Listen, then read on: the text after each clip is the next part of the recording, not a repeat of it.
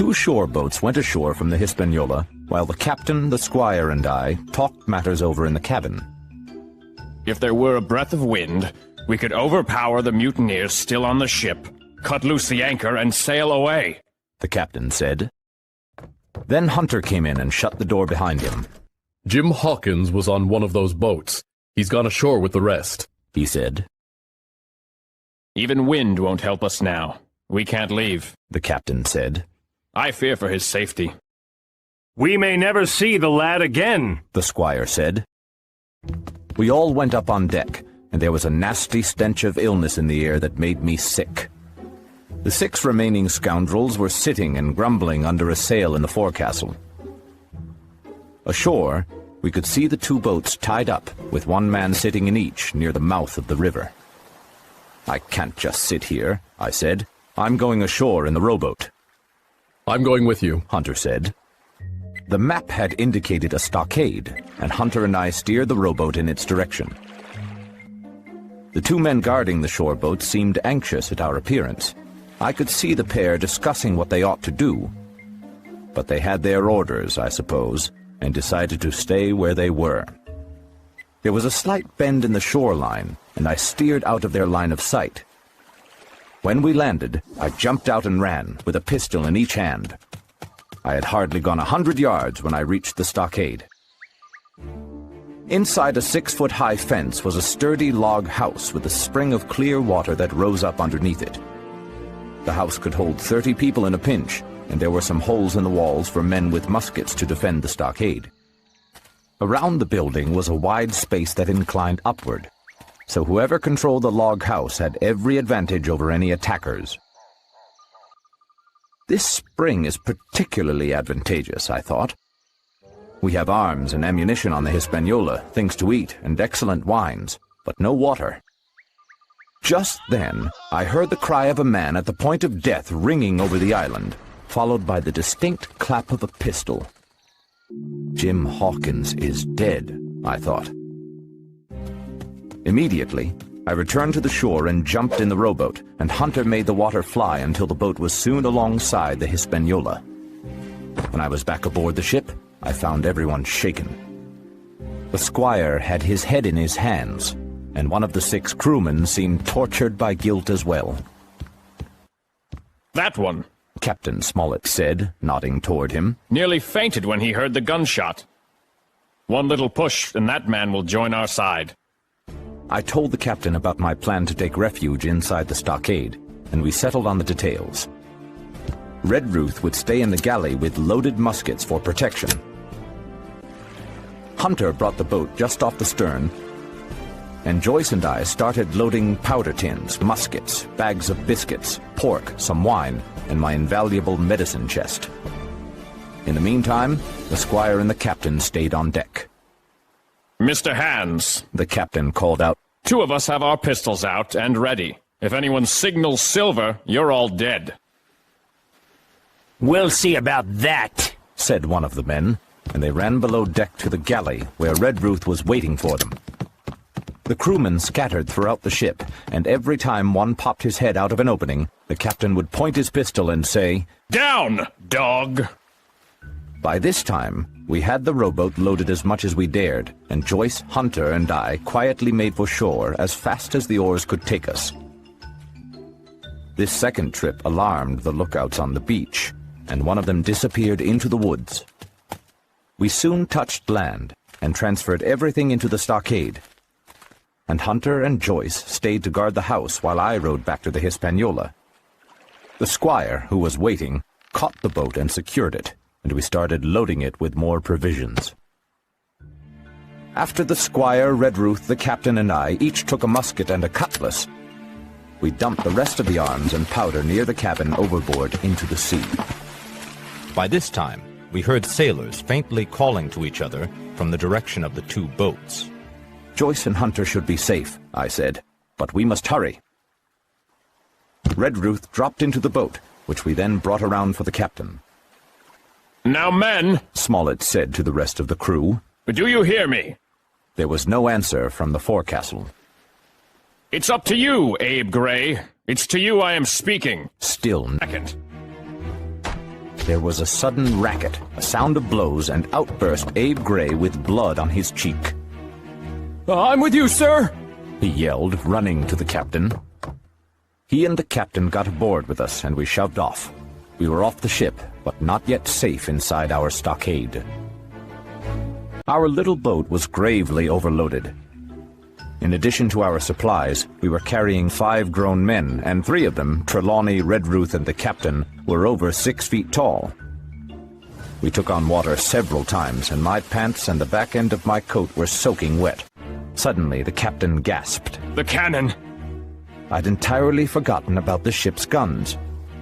To our horror, we saw the 5 pirates on the Hispaniola busily removing the cover from the big cannon. Not only that, but I realized the cannonballs and some powder had been left behind. Israel was Flint's gunner, said Gray hoarsely. We headed for the landing place, and even though I could keep the boat steady, we dared not row any faster. Unfortunately, this course displayed our broadside to the Hispaniola, and we offered a huge target for the pirates. I could see that rascal Israel on the deck putting the cannonballs down the gun's neck. Mr. Trelawney, said the captain. I need you to pick off one of those men. Mr. Hands, if possible. Trelawney was as cool as steel while he prepared his gun. Now, the captain said. Easy with that musket, sir, or you'll tip the boat. Everyone stand by to trim her when he pulls the trigger. The rowing stopped, the squire raised his gun, and we leaned over to the other side to keep the balance. By this time, the pirates on the Hispaniola had turned the cannon toward us. Israel, who was at the muzzle with the rammer, was the most exposed. However, just as Trelawney fired, Israel bent down and the shot whistled over him. It hit one of the other 4 pirates, and he fell with a cry. His cry was echoed not only by his companions on board, but also by a great number of voices from the shore, as the other pirates came out from among the trees. "The pirates are going toward the boats," I said. "Row!" cried the captain. "We mustn't mind if we flood her now. If we can't get ashore, we're done for." "They're taking only 1 boat," I said. "The crew of the other boat is staying on the shore to cut us off." "It's not them I mind, it's the cannon," the captain said. "There is no way they can miss us. Tell us, Squire, when you have another chance at a shot, and we'll stop." Meanwhile, we'd been making pretty good headway for a boat so overloaded, and we'd taken on very little water. We were now close, and in 30 or 40 strokes we could beach her on a narrow belt of sand below the clustering trees. The pirates' boat was still behind us, and the tide, which had so cruelly delayed us, was also delaying them. The one source of danger was the cannon. "I think I can pick off another man," said the squire. "Hold!" the captain shouted, quick as an echo, and our boat stopped so fast that water poured over the stern. A cannonball came toward us at that same instant, and the squire's shot missed. Where the cannonball hit, no one could tell, but it must have gone over our heads and plunged into the water, because its impact contributed to our disaster. At any rate, our boat sank in 3 feet of water. The captain and I got to our feet, but the other 3 went under and came up drenched. So far, there was no great harm. No lives were lost, and we could wade ashore safely, but all the food and supplies were under water. To make things worse, only 2 guns out of the 5 remained ready to use. Instinctively, I'd snatched my musket and held it over my head, and the captain had wisely carried his over his shoulder. But the other 3 were soaked. We heard voices in the woods along the shore, and we worried we might be cut off from the stockade in our weakened state. I also worried whether Hunter and Joyce could withstand an attack. Hunter was steady, but Joyce was a polite house servant, not a man of war. So we waded ashore as fast as we could, leaving behind the poor rowboat and half of all our powder and provisions.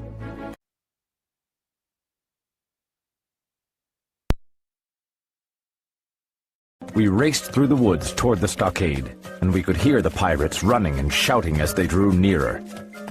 Branches cracked when the pirates crossed the thicket. I realized we were going to have a close brush with them, so I prepared my pistol. "Captain," I said, "Trelawney is our best marksman. Give him your gun. His gun is useless. They exchanged guns, and Trelawney, silent and cool, checked to see that the weapon was ready to be fired. "Here's my cutlass, Gray," I said when I observed he was unarmed. He spat in his hand, knit his brows, and made the blade sing through the air. I could see our new man would be a valuable addition. 40 paces farther, we saw the stockade and approached it on the southeastern side. Almost at the same time, 7 mutineers, with Job leading them, appeared at the southwestern corner. In the stockade, Hunter and Joyce started firing their weapons, and the squire and I stood where we were and fired too.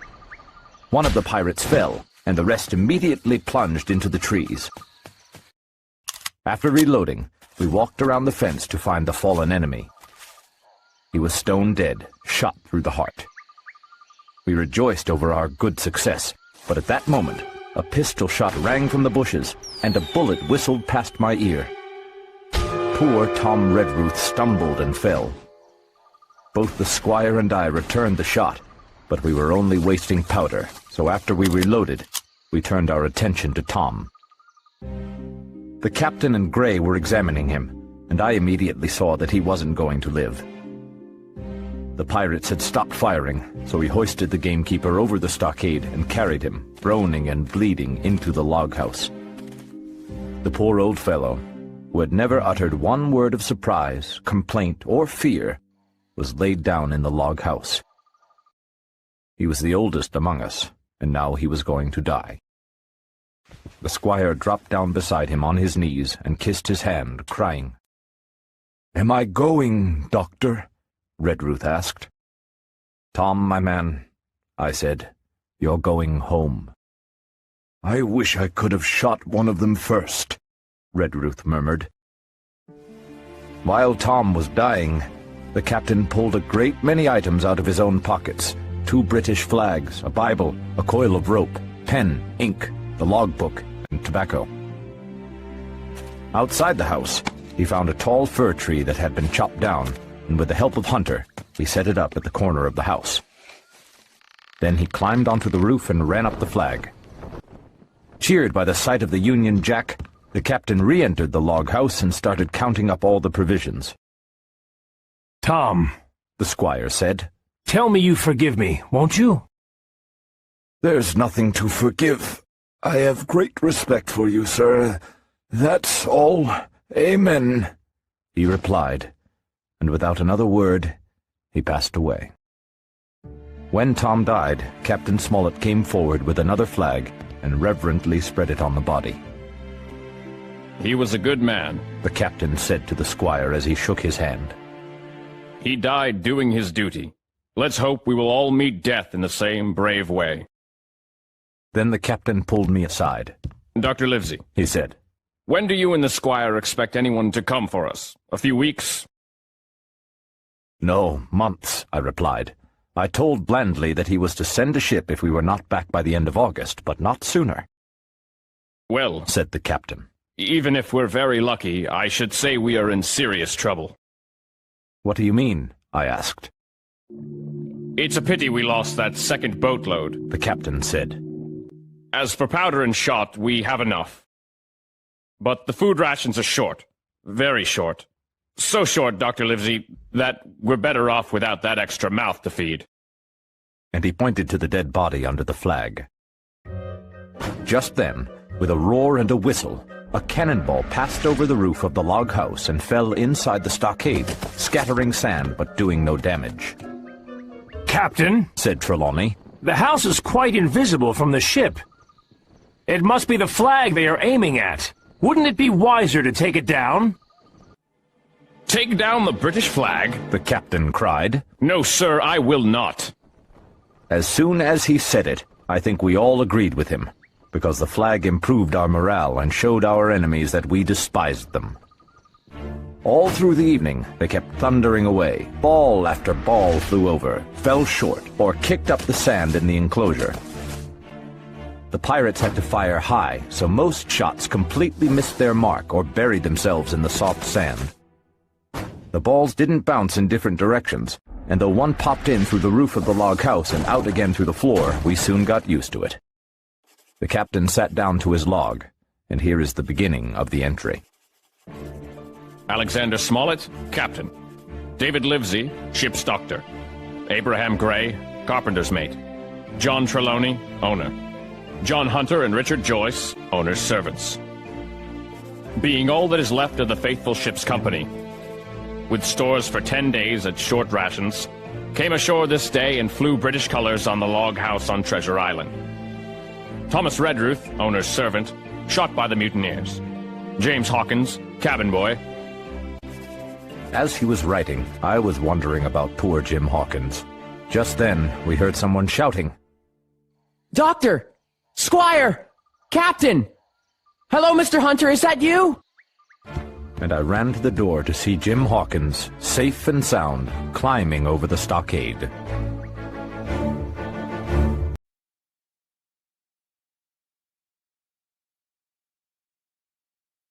As soon as Ben Gunn saw the flag above the cabin in the stockade, he grabbed me by the arm. "Ah, your friends are there," he said. It's probably the mutineers, I answered. "No, Long John would fly the Jolly Roger, the Skull and Crossbones flag. That's your friends. There's been a fight, and I'll bet your friends are now ashore in the old stockade that Flint built years ago." Well then, I said. I should hurry and join them. "If anyone needs me, they can find me where we met today. But whoever comes to find me must carry something white, and they must come alone. If they ask why, tell them Ben Gunn has reasons of his own." I understand, I said. Is that all? He nodded. "They can find me from about noon to about 6 o'clock. Good. And Jim, if you see Long John, don't tell him you saw me. Please don't." I wouldn't. I started to say, but suddenly we were interrupted by a loud, sharp noise. A cannonball came tearing through the trees. The next moment, Ben Gunn and I ran off in different directions. For the next hour, balls kept crashing through the woods. I moved from place to place, always pursued, or so it seemed, by those terrifying missiles. Feeling brave, I finally crept down among the shoreside trees to see what was going on. The Hispaniola was still where she'd been anchored, but sure enough, the Jolly Roger, the flag of piracy, was flying from her mast. I lay for a while, watching as two pirates on the shore near the stockade demolished our poor, sunken rowboat. Then I crawled closer to the mouth of the river, where a great fire glowed among the trees. One of the shoreboats kept going to and from the ship as the pirates shouted drunkenly to each other. Don't forget the sea biscuits, Hollered one man on the beach. "Quiet, swab," yelled another, rowing toward the ship. "I want more rum." I got up and, keeping out of sight, headed toward the stockade. Soon, I saw an isolated rock rising high up from among the low bushes. Strangely, it was white. Could that be Ben Gunn's White Rock? I asked myself. That might be the place where he keeps his boat. I continued walking through the woods and was soon at the stockade. I scrambled over the fence with high hopes that my friends would be there. "Jim!" the doctor shouted when he saw me and welcomed me. Before supper, we buried old Tom in the sand and said a prayer. Then, we collected firewood, but not enough to satisfy the captain. We'll get back to this tomorrow when we're more rested. He said. But now, let's eat and then make some plans. We ate a bit of pork and each had a good, stiff glass of brandy. And then the doctor, the squire, and the captain huddled together in a corner. We'll starve to death long before help comes, declared Smollett. Our best hope is to kill all the pirates. We've already reduced their number from 19 to 15, noted the squire. And others are wounded, the captain added. "Well, we have two strong allies, rum and the climate," the doctor said. "Listen to them. We are half a mile away and can still hear them singing late into the night. Making camp in the marsh without medicine. Half will be sick in a week." He frowned. "So hopefully," he continued, "they'll be glad to return to the ship and get back to sea again." That's the first ship I ever lost. Captain Smollett said, sadly. We all went to bed then, and after a great deal of tossing,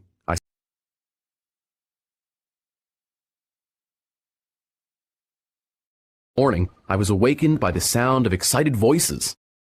There's a flag of truce! Someone exclaimed. Then another, with a cry of surprise, said, It's Silver himself! I jumped up, rubbed my eyes, and ran to a musket hole in the wall. Sure enough, 2 men stood outside the stockade. One waved a white cloth, and the other, waiting calmly, was Long John. It was still quite early in the morning, and bone-chillingly cold. Long John and his companion stood knee-deep in a low, white fog. The island seemed damp and feverish, a most unhealthy place. Keep indoors with your muskets, men, said Captain Smollett. It may be a trick. Then the captain yelled to the pirates, Who goes there? Speak or we'll fire! Flag of truce! Silver cried. The other man shouted, Captain Silver's here, sir, to make peace! Captain Silver? Who is he? Roared Smollett. Then he added to himself, Captain, is it? He's given himself a promotion. It's me, sir. Long John called out. These lads chose me to be their captain after you deserted your crew, sir. He emphasized the word deserted. We want to discuss our differences with you, Silver went on. All I ask, Captain Smollett, is your word that I'll be safe inside this stockade, and that you'll give me 1 minute to get out of range before a gun is fired. If you wish to talk to me, you can come in, Smollett said. I give you my word that if there's any treachery, it'll be from you, not me. That's good enough, Captain, Long John said cheerily. Your word is enough. Silver walked to the stockade, threw his crutch over, got a leg up from his companion, and with great vigor and skill climbed over the fence and dropped safely to the other side.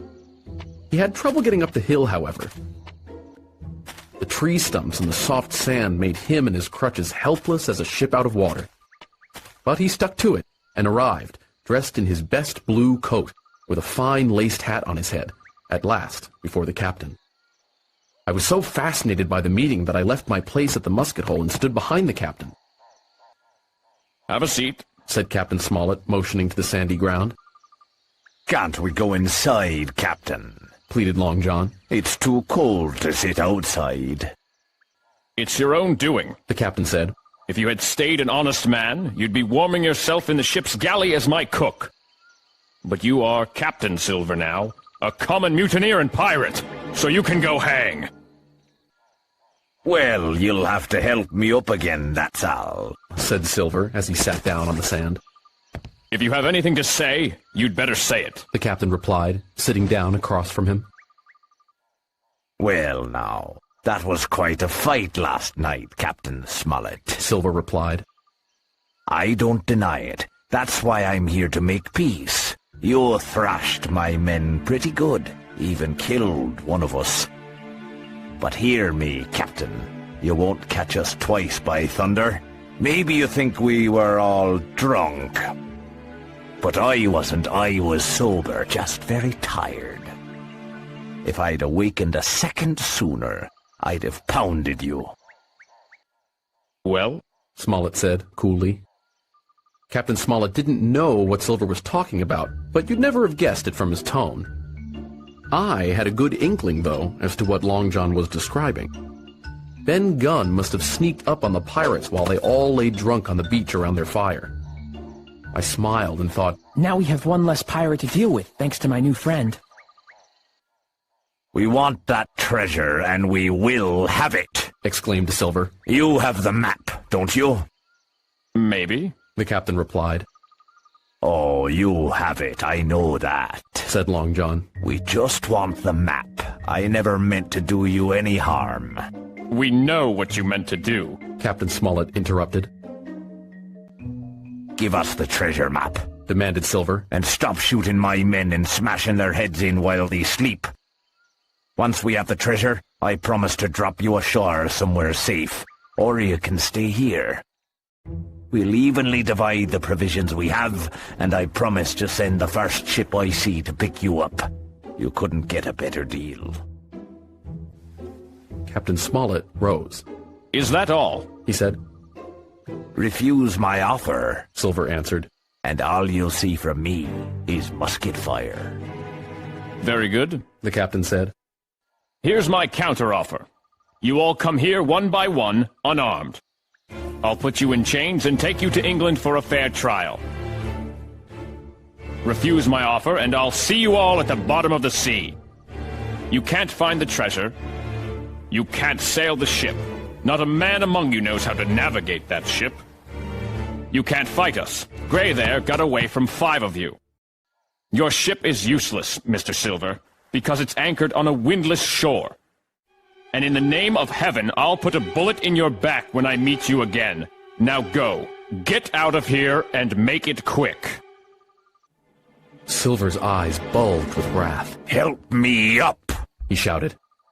No. The captain calmly replied. Who'll give me a hand up? He roared. Not one of us moved. Growling foul curses, Long John crawled along the sand to the porch and hoisted himself up on his crutch. Then he spat into the spring. That's what I think of you, He cried. I'll smash this house like a cask of rum. Laugh, by thunder, laugh! Those of you that die will be the lucky ones. He stumbled off, cursing, and then tried 4 or 5 times to get over the stockade fence. The man with the flag of truce finally helped him, and they disappeared among the trees. Captain Smollett stared at Long John and his companion until they disappeared, and then he came inside. I made Silver angry, He said. so I think that before the hour is over, they'll attack. We're outnumbered, I know, but this shelter gives us an advantage. We can defeat them. Suddenly, with a loud cry, some pirates leapt from the woods on the north side and ran straight for the stockade. At the same moment, gunfire came from the woods, and a rifle ball whistled through the doorway, blasting the doctor's musket into bits. The pirates swarmed over the fence like monkeys as the squire and Gray fired again and again. 3 pirates fell, but one was more scared than hurt, and he climbed back over the fence and disappeared among the trees. Meanwhile, from the woods, 8 pirates kept up a hot burst of fire on the log house. Shouting to each other for encouragement, 4 more pirates got over the fence, swarmed up the mound, and were immediately upon us. Suddenly, the head of Job Anderson appeared at the middle musket hole. Get them, men! Job roared. At the same time, another pirate grabbed Hunter's musket by the muzzle, wrenched it from his hands through the hole, and with one stunning blow, rammed it through and bashed the poor fellow senseless on the floor. Meanwhile, a third, running south to the porch, appeared in the doorway and attacked the doctor with his cutlass. In an instant, our position was utterly reversed. A moment ago, we were firing, under cover, at an exposed enemy. Now, it was we who were vulnerable. The log house was full of gun smoke, cries, confusion, and the flashes and noise of pistol shots, when one loud voice rang in my ears. Out, lads! Fight them in the open! Cutlasses! Shouted the captain. I snatched a cutlass from the pile and dashed out into the clear sunlight with someone close behind. Before me, I saw the doctor pursue his attacker down the hill and then send him tumbling backward with a great slash across the face. Go around the house, lads! Captain Smollett cried. With my cutlass raised, I ran around the house as one pirate was shot dead by someone inside. Then, suddenly, I was face to face with Job Anderson. He roared and raised his cutlass above his head, where it flashed in the sunlight. With no time to be afraid, I leapt aside, lost my footing, and rolled down the slope as the doctor shot another pirate. By the time I got to my feet again, a man with a red nightcap and a cutlass between his teeth was halfway over the fence, and another man was showing his head above the top. Then, behind me, Gray shouted, I've got him! and killed Job Anderson. The 2 men on the fence hesitated, Let's get out of here! one pirate cried.